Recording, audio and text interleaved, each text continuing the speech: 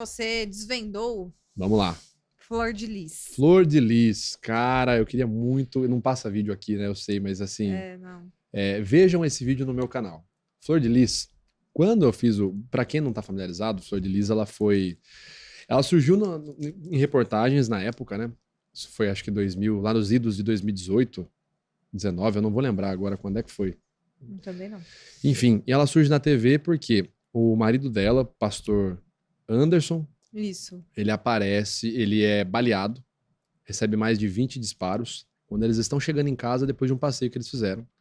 E ela vem a público, meu Deus do céu, ela também era deputada, era pastora também, e ela estava envolvida numa causa, uma espécie de ativismo, onde ela tinha mais de 50 filhos. Sim. A maioria tudo adotivo, né? Sim, acho que tudo 3. adotivo, aí vai saber, ela até se relacionava com alguns deles. Perfeito, mas isso na época ainda não era vazado, essas informações. Não era público, ninguém sabia. Então, a gente recebe essa informação.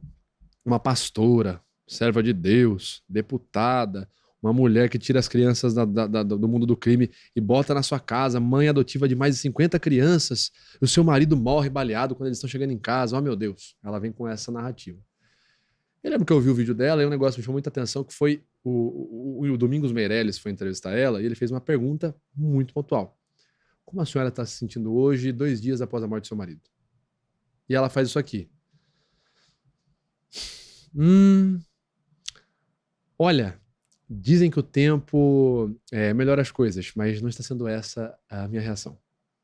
Aí eu peguei e falei, cara... Ela sorriu? Ela sorriu muito. Meu Deus. Muito. Será que não tem como passar esse vídeo, Matheus? Ah, esse caso é maravilhoso. Se não tiver, não tem problema, vocês podem colocar depois. Esse vídeo é maravilhoso. Eu olhei aquilo e falei assim, gente, isso é uma baita incongruência. Aí partiu fazer uma análise e eu encontrei várias outras incoerências, né? A própria linguagem que ela usa, não está sendo esse o meu caso. Dizem que o tempo... A linguagem filosófica, imagina o seu marido morre, você vê o seu marido morrendo na sua frente, você ia falar o quê? Olha, o meu marido, pobre coitado, não está sendo essa... Meu, você ia chorar, você ia gritar, você ia... Claro. Meu amor, etc e tal. E ela usa um jargão, uma espécie de metáfora e tal. E eu falei na época, eu falei, olha, isso é estranho, incongruente com a situação. E o fato do marido ter recebido 20 disparos na região genital. Isso é muito estranho. Porque isso passa uma mensagem. Sim. Um assassinato passional, ele é uma mensagem. Ele comunica. Uhum. Sempre que é passional é uma mensagem. Eu quero comunicar alguma coisa com isso. Sim. 20 disparos na região genital... Não é algo por acaso, não é um assalto. Não, exatamente. Perfeito, ponto. Não é um assalto. Sem querer, passa a bolsa e... Oh, perdão, passa a bolsa de novo. Não existe isso, não acontece, né? E eu falei, cara, isso é muito estranho. E aí, com base no caso dele, que ele criou não é uma comunidade, mas ele criou uma casa com várias pessoas, usando a pecha religiosa como engodo. Eu citei alguns casos no vídeo que foram muito parecidos. Jim Jones, próprio, eu não lembro se era Dennis Aykroyd, que eu cito lá no vídeo. Pessoas que queriam criar uma espécie de comunidade religiosa e sob essa espécie de máscara, cometiam vários crimes ali dentro. E eu falei, estranho, acontece isso, e ele toma 20 tiros na região genital. Eu falei isso no vídeo, eu acho que esse crime vai se resolver dentro da casa. Tá dentro da própria casa o culpado. Caramba. Eu falei isso. Antes dela ser suspeita? Antes de sair qualquer notícia que ela era investigada. Sim. E aí eu falei isso na época, uma porrada de gente veio me xingar nos comentários. Não, moleque responsável, idiota, não sei o que. Eu sempre deixo claro, olha, isso aqui é minha opinião, nesse momento aqui é minha opinião. Tá? Uhum. Aí passam 2 anos, eu tô aqui em São Paulo, né, no Panelão, ministrando um treinamento pros policiais, pros psicólogos, né, da polícia militar. E eu tô lá, tal, aí o policial Rodrigo, Cabo Rodrigo, Vitor, peraí. Parabéns, cara, você tava certo. Falei, o quê? Lembra o caso do Flor de Lis, ó? Condenada, na verdade, como mandante do crime. Caramba. Aí eu falei, pô, os policiais bateram palma, tal, tudo. Aí ficou fácil. Daí eu lembro que teve um monte de gente assim, mas o metaforando, ele é o mago em prever o passado. Ele só fala de casos que já aconteceram, mas uma porrada de casos não. Eu falo. Claro, eu nunca sou taxativo. A fulano mentiu. Até por uma questão de responsabilidade. Claro, com certeza, não pode fazer isso. Mas aí, muitos casos, eu vou lá, analiso, e depois a mídia vai lá e mostra uma correlação. Assim, e da Flor de Lis foi isso. Eu fui muito criticado na época, mas isso me chamou a atenção. Os tiros na região genital, a estrutura familiar com base numa ideia religiosa e as expressões de felicidade dela falando da morte do marido. Aquele bolo me falei, cara, tá ali dentro. Um combo, né? Tá ali dentro E o culpado. acertou. Tá. Sim, porque todo mundo tava ali dentro, né? Tanto a mandante como os Sim, executores. todos, verdade. E qual foi o caso mais difícil pra você analisar? Que você pegou assim, esse é meu desafio. Cara, é um caso super X. Ele é um caso antigo, só que ele teve uma questão. O problema dele é o quê? Eu não sei se você vai lembrar. Esse caso, acho que ele é 2017, 2018. É um cameraman da Globo atropelou, subiu com o carro no calçadão e atropelou várias pessoas e matou uma criança de 2 anos. Nossa. E ele alegou que ele teve uma crise de epilepsia. E eu comecei a analisar esse cara. E analiso aqui, analiso ali, e eu vejo que o cara tá falando e ele tá sempre aqui. Contraindo um lado da boca, né? E a gente, por tradição, a gente fala... Por tradição não, por bibliografia, a gente fala que é uma expressão de desprezo, quando é uma expressão unilateral. Só que ele começava a contrair também sinais da sobrancelha de um lado do rosto só. Eu falei, não é possível. Ou esse cara aprendeu a fazer um desprezo com a parte de cima do rosto, que geralmente não acontece. O desprezo ele é na boca, né? Não na face superior. Ou esse cara tá fazendo tristeza de um lado do rosto só e isso não existe. Falei, cara, eu preciso estudar. Aí eu falei, será que a epilepsia pode provocar isso? Alguma sequela, né? É, alguma questão. Aí eu encontrei estudos que mostram que a pessoa, quando ela tem crises epiléticas por muito tempo, ela acaba tendo uma espécie de, quase uma atrofia unilateral na face. Então, algumas contrações não respondem de maneira igual. Então, olha que louco. Eu ia falar que o cara teve desprezo. E se eu falo pra você que um cara que atropelou uma criança de 2 anos teve desprezo falando disso, qual a interpretação que você tem? É psicopata.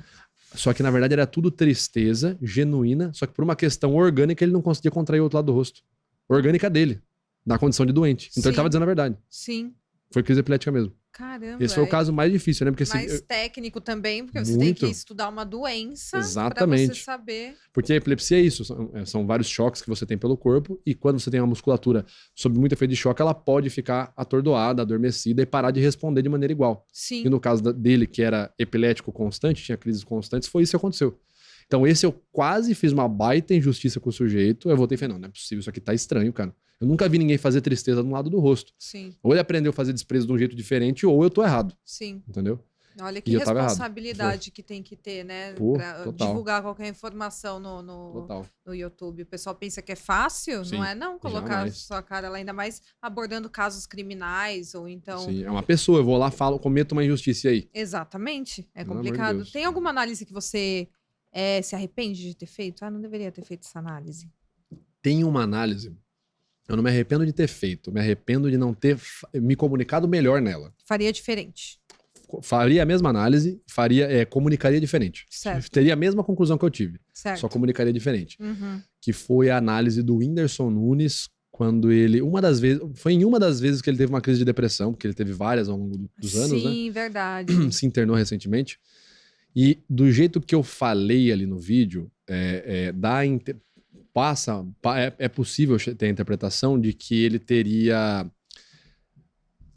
assim, ele tem uma expressão de sorriso, de felicidade, só que ele tá em depressão. E eu falei que muitas pessoas escondem a depressão com sorriso. Só que pode dar margem para a interpretação de que quem tá em depressão e tá fazendo uma expressão de tristeza, muitas vezes tá forjando, ou tá forçando, ou tá fazendo frescura. Eu não falo isso, tá? Mas eu revendo, e uns comentários que eu recebi na época, eu falei, realmente, eu dei muita atenção pra questão do sorriso, e pareceu que quem tá em depressão sempre vai sorrir. E não é o caso. Então, pode gerar uma imagem errada de que a pessoa que tá lá triste, jogada no canto, muitas vezes tá com frescura. Eu não falo nada disso no vídeo, mas eu entendo que pode dar essa margem eu naquele vídeo. Eu complementaria essa informação. Olha assim, pessoas que não estão sorrindo, que estão lá tristes, jogadas, também, isso também pode ser depressão genuína, tá? Sim, mas pode acontecer também da pessoa estar querendo forjar uma pode. depressão. É que do jeito que eu falei, parece que sempre... Parece que você tá atribuindo... a pessoa tá sendo tá forjando, né? E o Whindersson Nunes, você analisou ele, assim, os sinais da depressão antes dele vir a público? Não. Eu analisei, sempre que ele teve uma crise, eu analisei, né?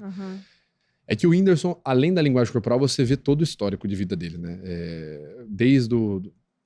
Minha opinião, desde o que ele não superou do relacionamento dele com a Luísa Sonza, que é nitidamente uma ideia que ele tinha de ter um relacionamento de vida inteira com a menina. E ele não superou, passando pela perda do filho. E pra mim isso vai ficando nítido Porque cada tatuagem que ele vai colocando no corpo dele tem uma relação com alguma coisa que ele passou na vida dele. Tanto que ele tem a tatuagem da data do nascimento do filho dele, se eu não me engano, é perto do olho, ou aqui na cabeça, não vou lembrar. E quando a pessoa começa a ter o comportamento, qualquer comportamento compulsivo, existe um motivo por trás não resolvido, né? E quando ele começou a se tatuar compulsivamente, e a tatuagem você tem essa questão de marcar a sua carne, é uma coisa que dói, é uma coisa que você quer guardar pro resto da vida. Sim. Você não deixa ir embora, né? Uhum. Você quer que fique ali com você. Eu não deixo ir. E ele foi se colocando muita tatuagem depois das coisas ruins que foram acontecendo na vida dele. Luísa Sonza, o casamento não deu certo, a perda do filho. Então eu entendo que isso, até mais que a linguagem corporal, o histórico de coisas da vida dele, e o tanto que ele foi marcando a própria pele, mostra que o cara não foi ficando bem. Ele não foi, nenhuma das coisas que ele foi tendo de tragédia, ele foi esquecendo. Foi tudo ficando marcado e guardado na pele dele. Verdade. E ele atribui, às vezes, a tristeza dele. Talvez, assim, é o que eu falo. Às vezes a pessoa acha que por causa de determinada situação ela tem a depressão. Às vezes, mesmo se não existisse a situação, ela ia ter, ela só está atribuindo o problema a isso. Sim. Mas ele fala também muito da questão da fama. Não sei se você já viu ele falando isso, da fama e dele ter muito dinheiro. E isso, de alguma forma, mexeu com a cabeça dele. Ele eu acho que ele não gostou muito da fama, porque ele falou que não consegue ir num bar, tomar uma cerveja sossegado, tem que sempre fechar o bar.